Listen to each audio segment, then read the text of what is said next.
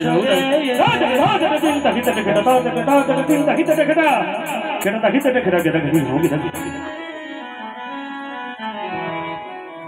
কথা বলে একটা কথা না বলেই পারলাম না জানেন মায়েরা আর আমার বাবারা একটু এক মিনিট বলবা এই চন্দনপুর বাদিস্তা কাশীনাথ ঘোষ সবাই চেনেন আপনাদেরই এলাকার মানুষ কীর্তনিয়া কাশীনাথ ঘোষ ওনার দলে এই 18টি বছর কেটে গেল আমার জীবন আপনাদের হুগলি জেলায় সবাই জানে যে আমি হুগলি জেলারই ছিলেন আপনাদের এই গ্রামে এই হরিসভায় 3 বছর ভগবানের কৃপায় দাদারা আমার কাছ থেকে একটি করে দল নিচ্ছে তা আমার মনে হয় যে আমার জন্মটা হয়তো এই গ্রামে অন্য কোথাও না আমি ভেবে দিই যে আমার এটাই গ্রাম আর কমিটির দাদারা আমার মনে হয় হয়তো এক মায়ের পেটে জন্মগ্রহণ করতে পারিনি কিন্তু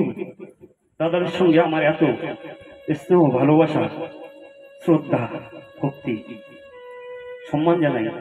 দাদারাও আমাকে অনেক ভালোবাসে অনেক সম্মান করে কোনোদিন ভুলতে পারবো না আশা করি এই হরিসভা এই কমিটিতে আমি আসি আর নাই বয়স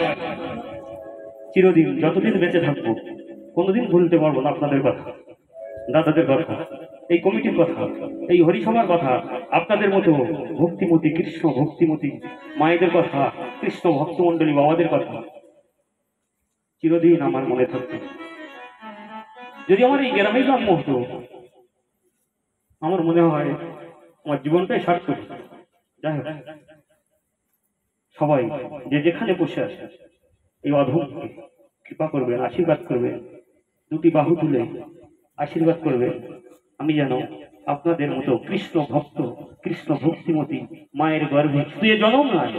জনম জনম জন্মগ্রহণ করতে পারি আর আপনাদের মতো সাধুগুরু বৈষ্ণবে চরণ ধুলি আশ্রয় করতে পারি আপনারা দুটি বাহু তুলে এই অধমকে কৃপা করবেন আশীর্বাদ করবেন কামনা করবেন করুণা করবেন জয় জয় নিতাই গৌর সীতানন্দ